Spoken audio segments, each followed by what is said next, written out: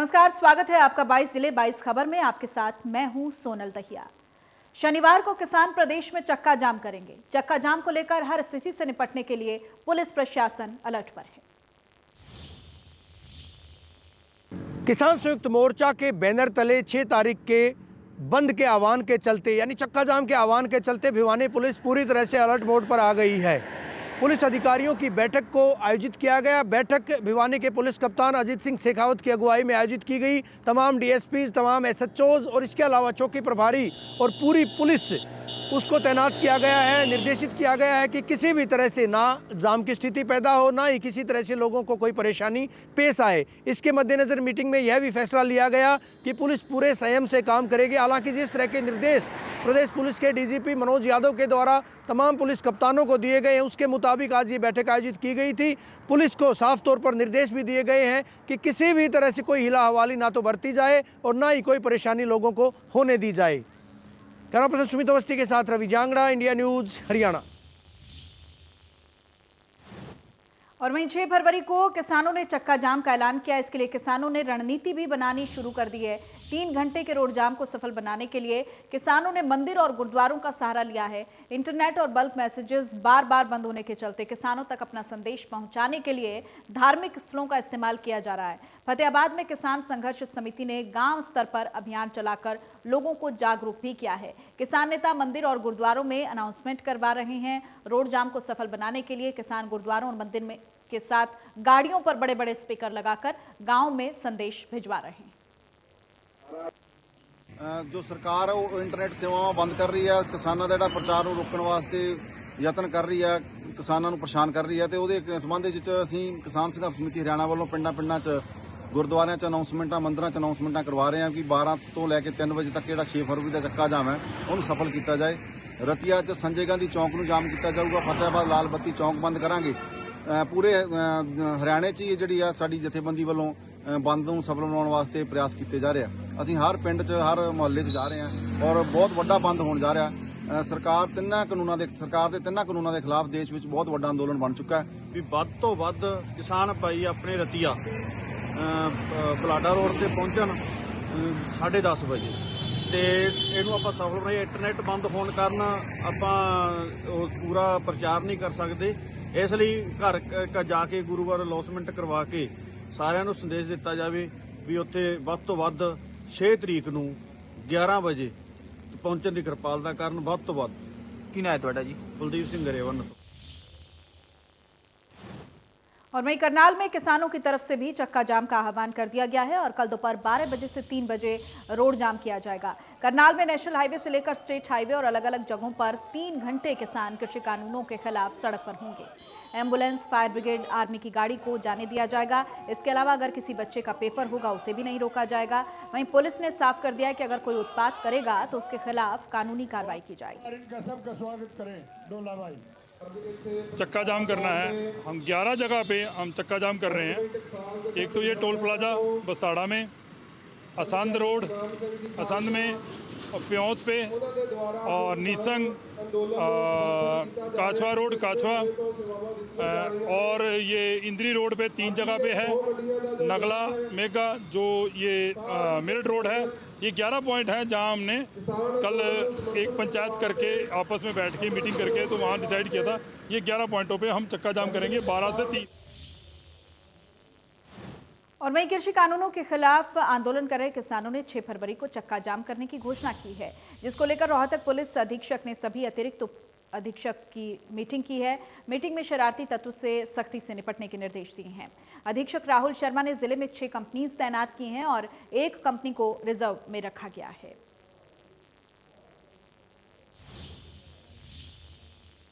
और वहीं चरखी दादरी में शनिवार को किसानों के चक्का जाम को शौराण खाप ने समर्थन दे दिया है। संयुक्त किसान मोर्चा के आह्वान पर जिस तरह से पूरे देश भर में 6 फरवरी को 12 से 3 बजे तक के 3 घंटे के चक्का जाम का ऐलान किया गया, उसके मुताबिक चरखी दादरी जिले के बारडा में भी क्रांतिमान चौक पर तमाम रोड्स को ब्लॉक किया जाएगा, जाम किया जाएगा। 12 से 3 बजे तक यानी 3 घंटे का पूरा चक्का जाम किया जाएगा। और इस परिप्रेक्ष्य में शिवरान खाप 25 की एक बैठक विजेंद्र सिंह बेरला की अध्यक्षता, जो कि खाप के प्रधान हैं, उनकी अगुवाई में आयोजित की गई। बैठक में साफ तौर पर फैसला लिया गया कि तमाम रोड्स, जिस तरह से संयुक्त किसान मोर्चा के द्वारा आह्वान किया गया, उसके आह्वान पर तमाम रोड्स को ब्लॉक किया जाएगा, शांतिपूर्ण तरीके से विरोध भी जताया जाएगा। साथ ही साथ उन्होंने कहा कि जब तक 3 कानूनों को निरस्त नहीं किया जाता तब तक आंदोलन इसी तरह से जारी रहेगा। और आंदोलन की कड़ी का ये हिस्सा है कि 3 घंटे तक जिस तरह से जाम किए जाने का ऐलान किया गया है, इस जाम में बारडा क्षेत्र की खापें पूरी तरह से बढ़ चढ़कर भाग लेंगी। चरखी दादरी से होगी अनिल लहरी व वीडियो जर्नलिस्ट सुमित अवस्थी के साथ रवि जांगड़ा, इंडिया न्यूज़, हरियाणा। और वहीं किसान आंदोलन को लेकर कैबिनेट मंत्री मूलचंद शर्मा ने कहा है कि शांतिपूर्ण तरीके से बात करने से बड़ी समस्या का समाधान निकल जाता है, लेकिन जिन लोगों की चुनाव में जमानत जब्त हो गई थी वो लोग किसानों पर राजनीति कर रहे हैं। चुनाव दोबारा भी आएंगे और जनता ऐसे लोगों को फिर से सबक सिखाएगी। देश के प्रधानमंत्री नरेंद्र मोदी जी ने कहा है, मैं किसानों को स्वामीनाथन का जो उसका कहना था उसकी डबल आय का, उनकी आमदनी का, जब प्रधानमंत्री हर बात को कह रहे हैं उनकी ज़मीन पर कब्जा नहीं हो सकता, कोई उनको कर नहीं सकता, जब प्रधानमंत्री ने आह्वान कराया तो भरोसा तो रखना चाहिए देश के प्रधानमंत्री के। ये सारा जिनके जो मरी लाश हैं, जिनको 2-2, 4-4 हज़ार वोट आई थी, जिनकी जमानतें जब्त हुई थी, वो लोग धरने बैठे, फिर पता लग जाएगी इनकी। चुनाव कौन से, फिर आ लेगा चुनाव। एक किसानों के नाम पे राजनीति करते हैं और किसानों को बरगलाने का काम करते हैं।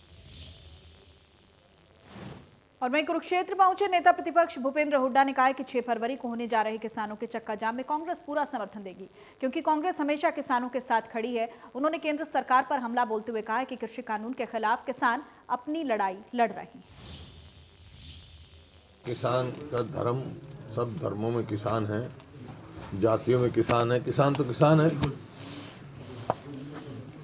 कोई इसका नहीं सवाल है।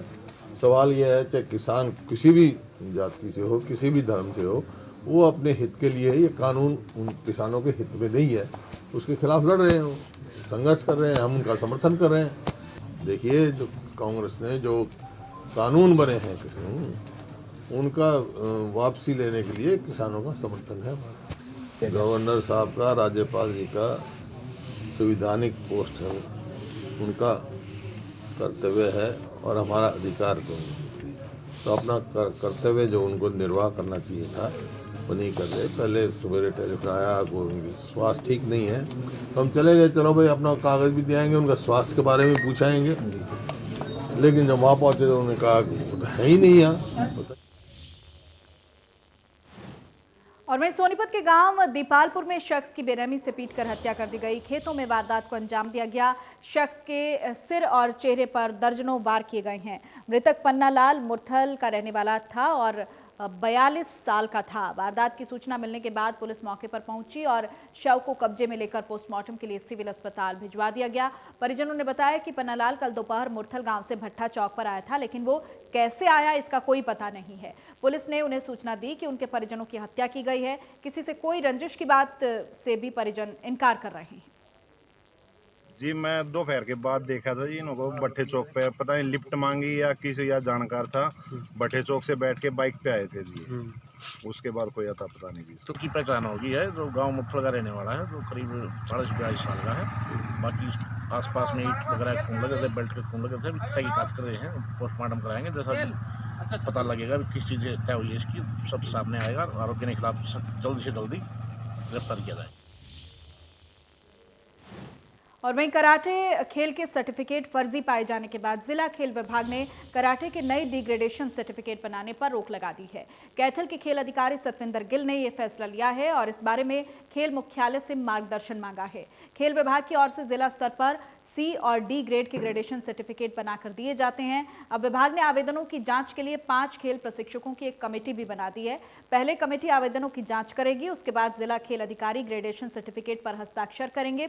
और कुछ दिन पहले विभाग ने कराटे खेल के 21 D ग्रेड के ग्रेडेशन रद्द कर दिए थे और ये सर्टिफिकेट्स साल 2018-19 में बनाए गए थे।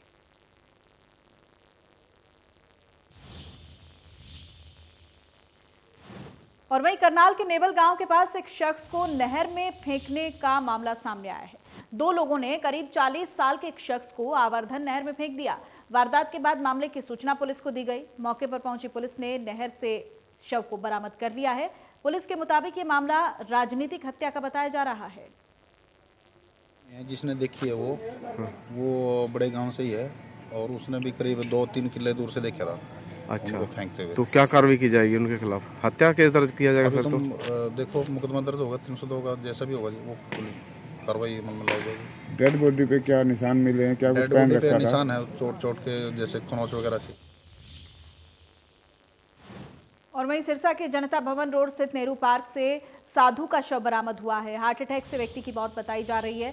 शव की पहचान के लिए सोशल मीडिया का सहारा लिया गया है।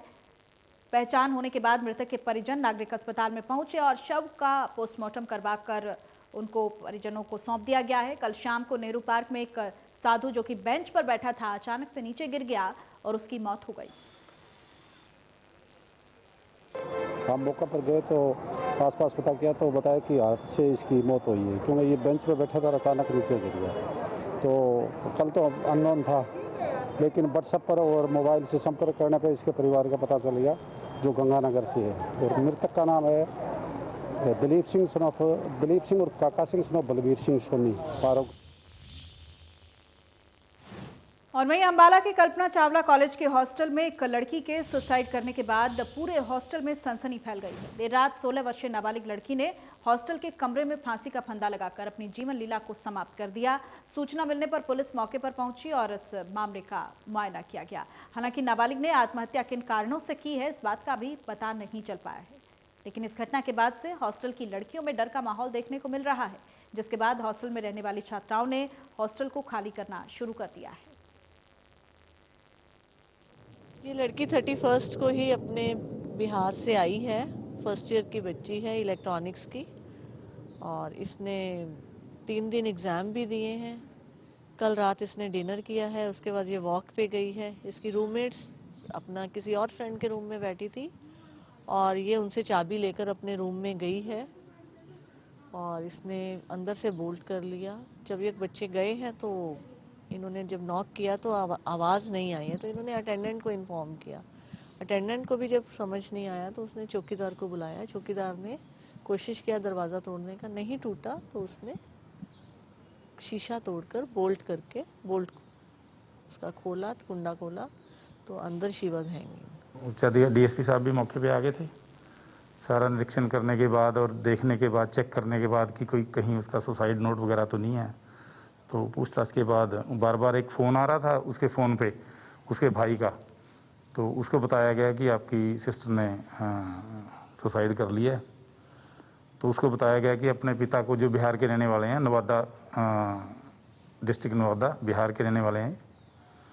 तो ये तीनों ही लड़कियां बिहार की रहने वाली थी, जो तीनों रूममेट थी। 2 लड़कियां पुरानी थी यहाँ पे, ये नई आई थी।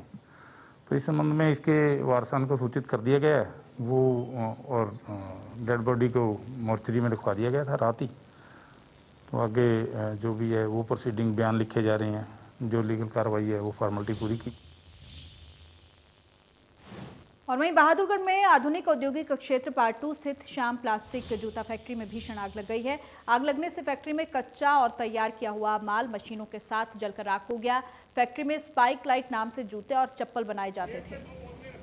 आग लगने की सूचना फायर ब्रिगेड को दे दी गई है। कर्मचारी मौके पर पहुंचे।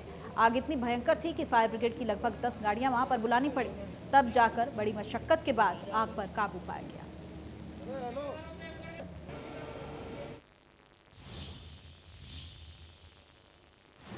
और वहीं नारनौल में आंगनबाड़ी कार्यकर्ताओं ने सर्व कर्मचारी संघ के बैनर तले अपनी मांगों को लेकर और किसानों के समर्थन में जोरदार प्रदर्शन किया है। इस अवसर पर सभी उपस्थित जनसमूह ने आंगनबाड़ी कार्यकर्ताओं की जायज मांग के समर्थन किया और सर्व कर्मचारी संघ ने आंगनबाड़ी कार्यकर्ताओं के साथ कंधे से कंधा मिलाकर उनके आंदोलन में सहयोग देने की बात कही।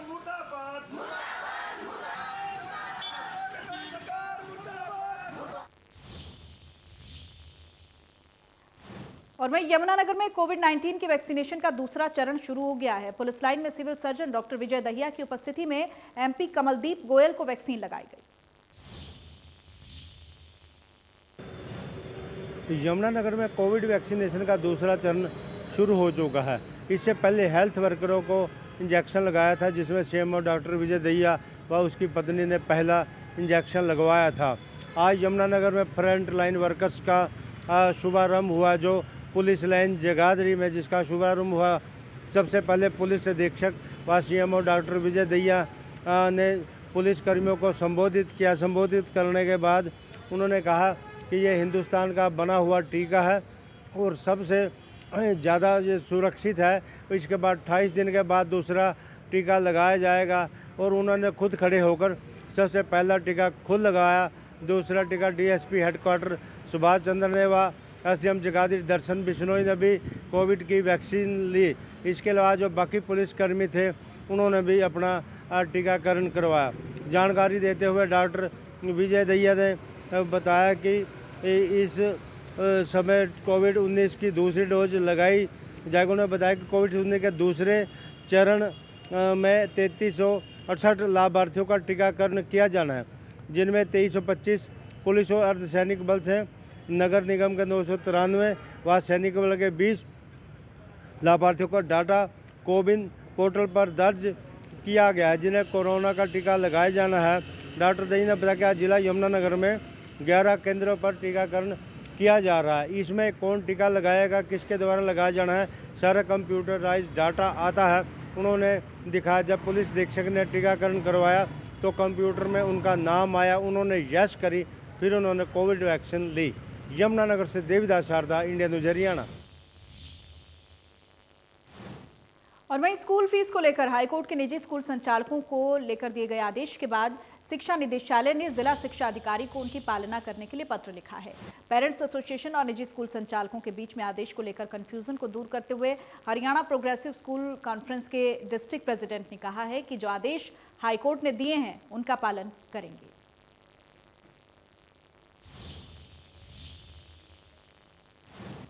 और नूंह जिले के लोगों के लिए अच्छी खबर है। अगले सत्र में शिक्षा विभाग को राज्य में 21 जिलों में से 150 अध्यापक मिलने जा रहे हैं। ये जानकारी जिला मौलिक शिक्षा अधिकारी अनूप जाखड़ ने पत्रकारों से खास बातचीत के दौरान दी। जिला मौलिक शिक्षा अधिकारी अनूप जाखड़ ने बताया कि मेवात जिले में अध्यापकों की भारी कमी है। बीते वर्ष ऑनलाइन तबादला नीति लागू की गई थी। तकरीबन 450 से ज्यादा अध्यापकों ने यहां पर दूसरे जिलों में तबादला करवा दिया था, जिसके बाद स्थिति और भी ज्यादा खराब हो गई। इस बात का तोड़ निकालने के लिए शिक्षा विभाग नूंह ने शिक्षा निदेशालय पंचकुला को पत्र लिखकर राज्य के 21 जिलों के शिक्षा विभाग को निदेशालय से सभी जिलों का पत्र जारी कर मेवात काडर में दूसरे जिलों से अपनी मर्जी से आने वाले अध्यापकों के लिए नीति बनाई है। इस नीति के तहत अब तक तकरीबन 150 जेबीटी अपनी इच्छा मेवात जाने की जता चुके हैं। देखिए, इस समय तो कोरोना काल है। 6 से 12 के विद्यालय हमारे खुल गए हैं। हमारे पास मास्टर्स की कमी है लगभग 1750 और जो जेबीटी की है 1800 के लगभग। कुल 3500 हमारे पास वैकेंसीज हैं आज की तारीख में।